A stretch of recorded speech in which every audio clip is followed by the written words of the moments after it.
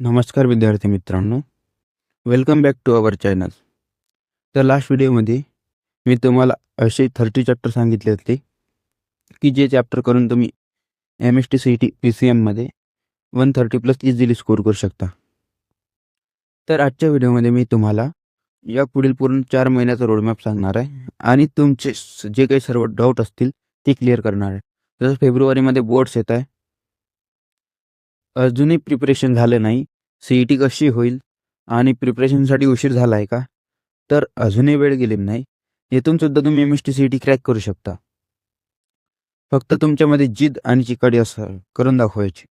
तर या व्हिडिओमध्ये मी तुम्हाला पूर्ण रोडमॅप सांगणार आहे. तर तुम्ही आपल्या चॅनलवर नवीन असाल तर अशाच व्हिडिओसाठी आपल्या चॅनलला सबस्क्राईब करा. तर आता मग सुरू करू आजच्या या व्हिडिओला. तर सुरुवातीला बोर्ड किंवा CET दोघांपैकी काय चूज करायचं त्यानंतर डिस्कस करूया आपल्या रोडमॅपबद्दल. तर सुरुवातीला तुमच्या फेब्रुवारीमध्ये बोर्ड्स येत आहेत, तर तुमचा फोकस हा बोर्डवरती राहील. पण तुम्हाला फिजिक्स आणि केमिस्ट्रीसाठी जे आहे ते टेक्स्टबुक रीड करायचे आहे, फिजिक्समध्ये डेरिव्हेशन सॉल्व करायचे आहे आणि मॅथ्समध्ये जे फॉर्म्युले आहे ते या आठवण करून ठेवायचे आहे. म्हणजे आपली जी CET आहे ती फुल्ली बोर्ड सिलेबसवर डिपेंड आहे. असं नाही का CETमध्ये पूर्ण JEE लेवलचे क्वेश्चन येतात. CET मॅथ्समध्ये फक्त काही ठराविक क्वेश्चन असे असतात, 3 ते 4 क्वेश्चन जे JEE बेस येतात. तर आपल्याकडे टोटल 4 मंथ आहे, जानेवारी, फेब्रुवारी, मार्च आणि एप्रिल. टोटल काउंट केले तर 120 डेज, असे 120 डेज रिमेनिंग आहे. आणि आपल्याकडे चॅलेंज काय पूर्ण चॅलेंज आहे का, टोटल आपल्याला 75 चॅप्टर्स कव्हर करायचे CETसाठी. तर हे शक्य आहे का, तर हो शक्य आहे. तर हा रोड मॅप मी तुम्हाला सांगणार आहे.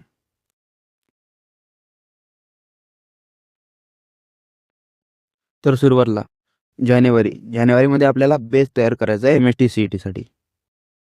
क्लास 11चे जे काही चॅप्टर आहे त्यांचे फॉर्म्युले तुम्हाला काय रिवाईज करायचे आहे, ज्याच्यामुळे तुमचं काय रिव्हिजन होऊन जाईल. कारण जेव्हा बोर्ड्स खतम होतील त्यानंतर तुम्हाला वेळ भेटणार नाही 11th रिवाईज करण्यासाठी. त्यानंतर 12ची इझी चॅप्टर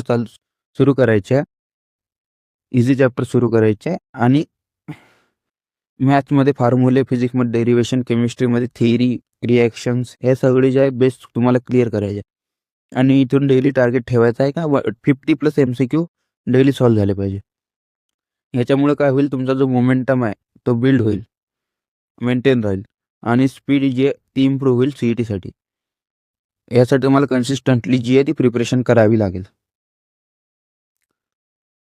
तर आता बघूया फेज 2 बद्दल. फेज 2 म्हणजे फेब्रुवारीमध्ये HSC बोर्ड एक्झाम आहे 10 तारखेपासून. तर तुम्हाला इथं पूर्ण फोकस करायचा आहे बोर्डवर. आता इथं तुम्हाला वेळ मिळणार नाही MST-CETचे MCQ सॉल्व्ह करण्यासाठी. पण फिजिक्स आणि केमिस्ट्रीसाठी तुम्हाला लाईन टू लाईन जे आहे ते टेक्स्टबुक रीड करायचे आणि मॅथ्समध्ये सॉल्विंग इम्प्रूव्ह करायचे, जेणेकरून तुमचं बोर्ड्स पण होईल आणि CETची प्रिपरेशनसुद्धा होईल. अशा प्रकारे तुम्ही फेब्रुवारी जे आहे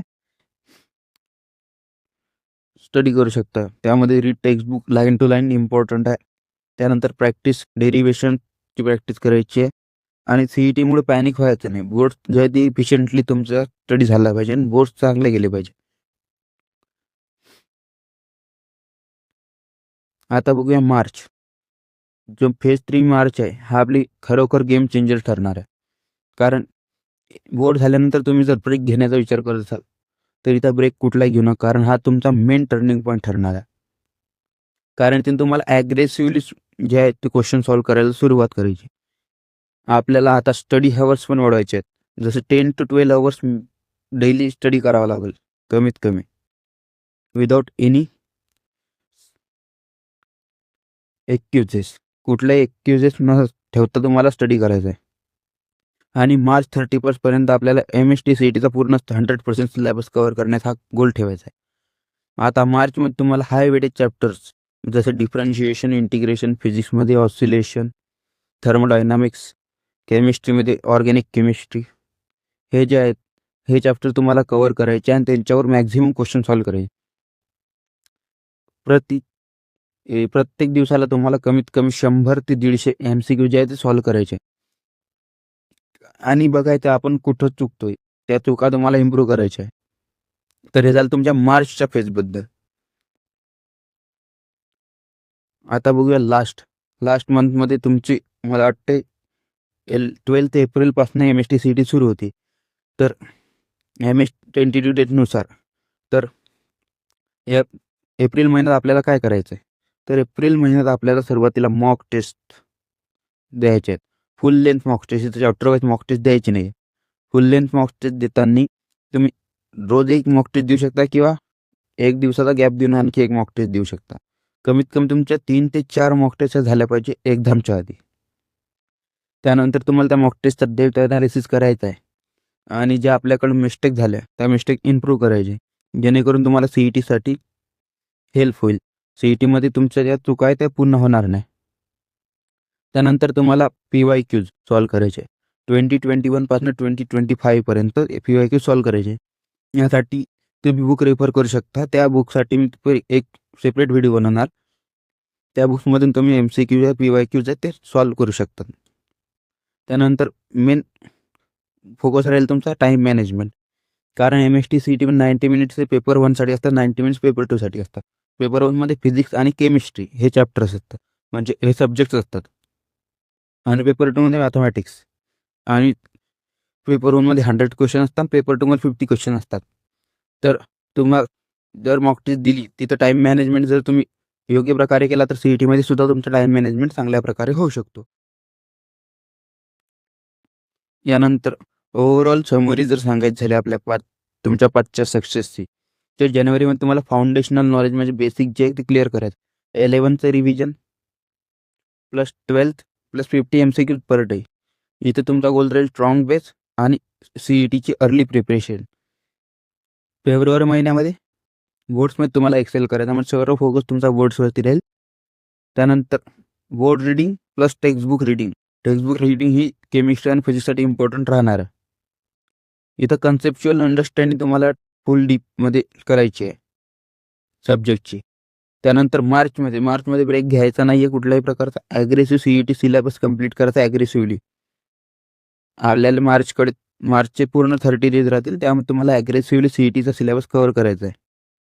त्यानंतर 12चे हार्ड टॉपिक तुम्हाला फॉर्म्युला शॉर्टकट्स वापरून क्लिअर करायचे आणि डेली 100 ते 150 जे MCQ आहे ते सॉल्व करायचे. त्यानंतर इथं काय होईल, तुमचा सिलेबस फिनिश होईल, हाय वेटेड टॉपिक पण कव्हर होऊन जातील. आणि एप्रिल सर्वात महत्त्वाचा एप्रिल राहील, तिथं तुम्हाला मॉक टेस्ट द्यायची आहे आणि तिथून तुमची परफॉर्मन्स जी आहे ती इम्प्रूव्ह करायची आहे. तर हा झाला आपला पूर्ण रोडमॅप.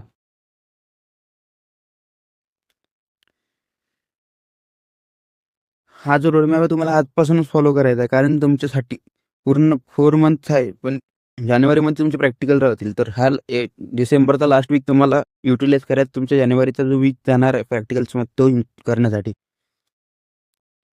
कारण तुमच्या ड्रीम तुमची वाट पाहत आहे. आणि सगळ्यात महत्त्वाची गोष्ट म्हणजे कन्सिस्टन्सी आहे, ती तुमच्या पॉवरपेक्षा जास्त प्रभावी असते. म्हणजे कन्सिस्टन्सली जर तुम्ही केलं तुमच्या पॉवरपेक्षा जास्त ती सक्सेस देणारी ठरू शकते. आणि जर व्हिडिओ आवडला असेल तर व्हिडिओला लाईक करा, शेअर करा आणि कमेंटमध्ये तुमच्या ड्रीम कॉलेजचं नाव कमेंट करा. धन्यवाद.